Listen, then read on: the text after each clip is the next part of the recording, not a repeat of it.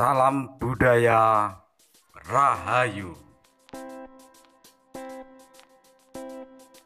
Patih dari Wengker yang diikuti oleh para prajurit untuk mencari laki-laki sebagai suami Betari Mamangsari telah selesai istirahat. Mereka melanjutkan kembali perjalanannya untuk mencari calon suami Betari Mamangsari. Diceritakan ada seorang manusia bertubuh raksasa yang diusir dari desanya karena suka makan daging manusia. Boko nama raksasa itu. Dia tergeletak seperti orang pingsan di bawah pohon yang lebat. Lebih dari 1 minggu kiranya Boko berada di situ. Namun tak ada yang peduli dengannya. Bangsa manusia takut untuk mendekatinya.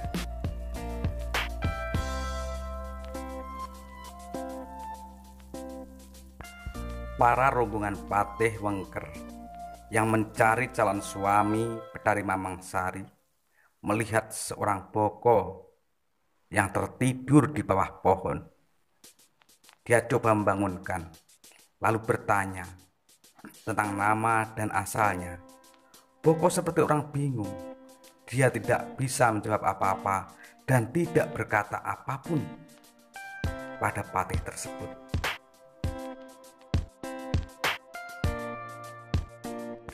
Patih pun berpikir melihat perawaan Boko yang gede dur, layak untuk menjadi suami Betari Mamangsari.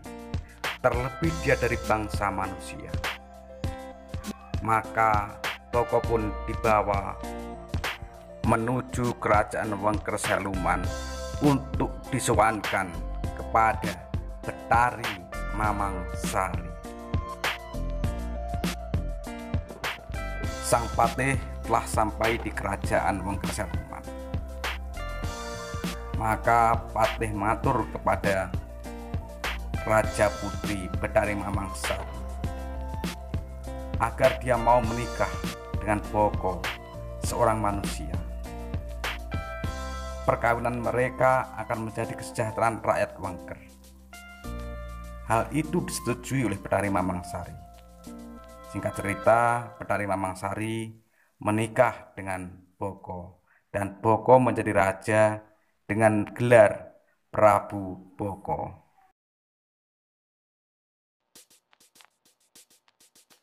Setelah menjadi raja di kerajaan Wengker Seluman, kegemaran Prabu Boko untuk memakan daging manusia, juga otak manusia, tidak berhenti.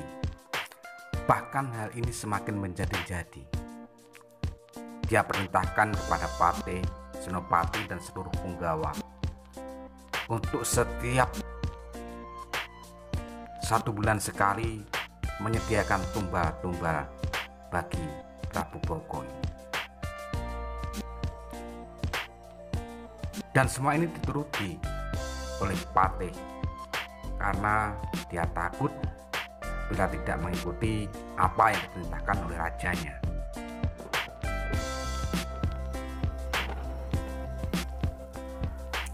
Maka para punggawa kerajaan Wengker Seluman membuat satu tempat untuk penyediaan makan Prabu Boko ini. Tempat tersebut terbuat dari dinding-dinding besi, sehingga manusia yang dicadangkan untuk menjadi tumbal Prabu Boko untuk dimakan, minum darahnya, dan dimakan otak serta dagingnya tidak akan bisa lepas dari tempat tersebut.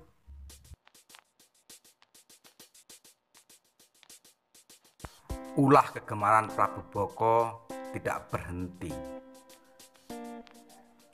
justru semakin menjadi-jadi.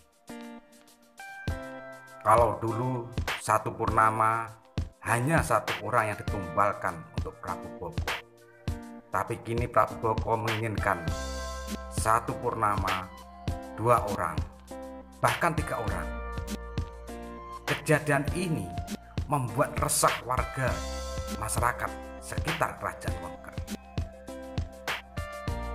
hingga terdengar sampai kepada seorang pertapa, Wilis Putro atau Hajar Wilis Putro, nama pertapa tersebut. Ia turun gunung untuk membantu masyarakat sekitar kerajaan Wengker.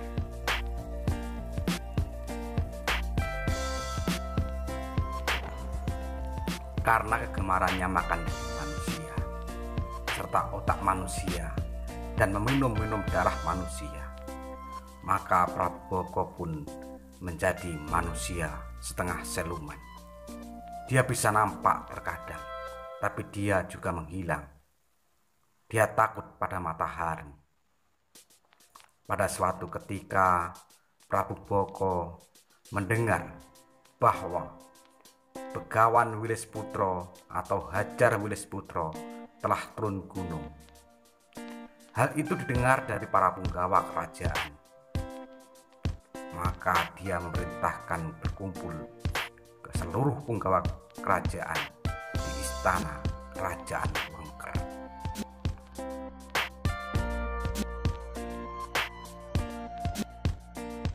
Prabu Boko memerintahkan kepada para punggawa untuk menjaga kerangkeng besi, tempat persediaan makanannya.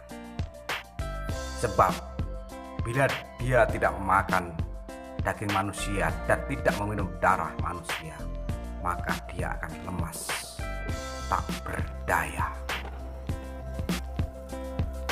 Terlebih akan datangnya Begawan Wilis Putro menuju Wengker, maka jangan sampai persediaan makanan Prabu Boko ini berkurang, sebab hal ini menjadi lemahnya kerajaan Wengker siluman.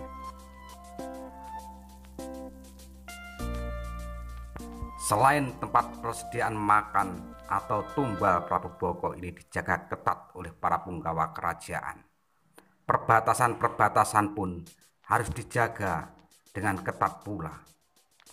Jangan sampai nanti ketika Begawan Hajar Wilis Putro datang tidak diketahui oleh para punggawa. Ini mengakibatkan celaka di istana kerajaan Wengker siluman.